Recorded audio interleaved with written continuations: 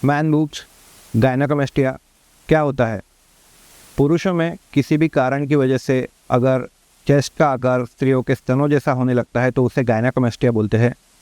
Hello, I am doctor Sanket Ekhande, a consultant plastic and aesthetic surgeon practicing in city of Navi Mumbai. क्यों होता है ये? तो सबसे पहला कारण जो है वो इडियोपैथिक होता है, मीनिंग इसका कोई रीज़न नहीं होता है। अदरवाइज फिजियोलॉजिक, जैसे कि प्यूबर्टी जब हिट होता है तभी हार्मोनल चेंजेस होते हैं, हार्मोनल इम्बैलेंस होता है, उसकी वजह से भी गायनेकोमेस्टिया होता है। बाद में कई सारी दवाइयाँ अगर किसी दवाई पे है तो दवाई का साइड इफ़ेक्ट गायनेकोमेस्टिया हो सकता है। कई बार पिट्यूटरी ग्लैंड या थायराइड ग्लैंड या एड्रिनल ग्लैंड, ऐसे ग्लैंड्स के अगर कोई आपको बीमारी है तो उसके वजह से भी हार्मोनल इम्बैलेंस और गायनेकोमेस्टिया हो सकता है। कोई कोई पेशेंट्स जिनमें लीवर की बीमारी है, यानी कि अल्कोहलिज्म की वजह से लीवर सिरोसिस हो जाता है, या रीनल फेल्यूर मतलब किडनी का डैमेज है, इन सब पेशेंट में भी गायनेकोमेस्टिया हो सकता है। जैसे जैसे उम्र बढ़ती जाती है वैसे पुरुषों में एंड्रोजेंस यानी कि टेस्टोस्टेरोन का प्रमाण कम होते जाता है और इस्ट्रोजेंस का लेवल बढ़ते जाता है, तो उसकी वजह से भी कई बार ओल्ड एज में गायनेकोमेस्टिया हो सकता है। कई बार वेट गेन, ओबेसिटी मतलब मोटापा, इन सब चीज़ों की वजह से भी गायनेकोमेस्टिया होता है, लेकिन इसको हम स्यूडो गायनेकोमेस्टिया बोलते हैं, जिसमें सिर्फ फैट बढ़ा हुआ रहता है, यहाँ पे ग्लैंड नहीं होता है। गायनेकोमेस्टिया का ट्रीटमेंट क्या होता है?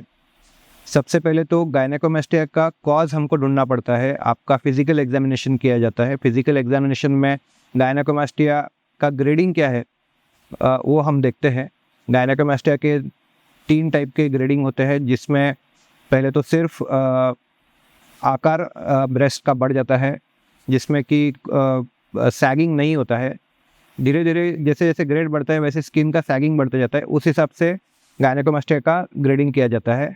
बाद में आपका जो फिजिकल एग्जामिनेशन किया जाता है, जिसमें आपको कोई और बीमारी है जिसके कारण गायनेकोमेस्टिया हो रहा है, ये रूल आउट किया जाता है।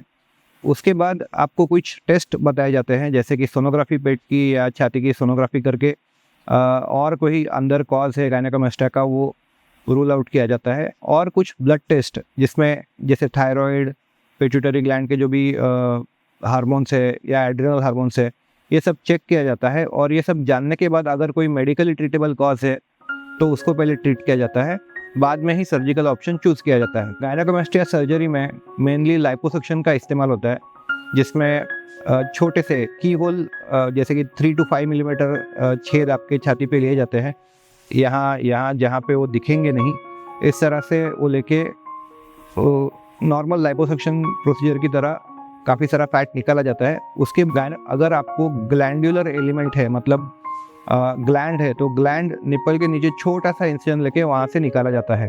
ऑपरेशन के बाद आपको तुरंत ड्रेसिंग चेंज करने का ज़रूरत नहीं होता है। हम लोग 1 हफ्ते बाद आपको बुलाते हैं जब हम ड्रेसिंग चेंज करते हैं, और ऑपरेशन के तुरंत बाद ऑन द टेबल आपको एक प्रेशर गारमेंट पहनाया जाता है, जो आपको 1 महीना कम से कम 24/7 पहनना पड़ता है। और साधारण 1 हफ्ते का आपको रेस्ट हम सजेस्ट करते हैं ऑपरेशन के बाद, और उतना ही समय का आप छुट्टी काम से ले सकते हैं।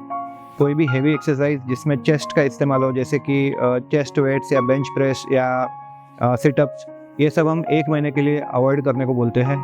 एक साधारण 2 वीक के बाद आप एरोबिक एक्सरसाइज यानी कि रनिंग, ये सब चीज़ें कर सकते हैं, और फुल हेवी एक्सरसाइजेस आप 6 वीक्स के बाद रिज्यूम कर सकते हैं।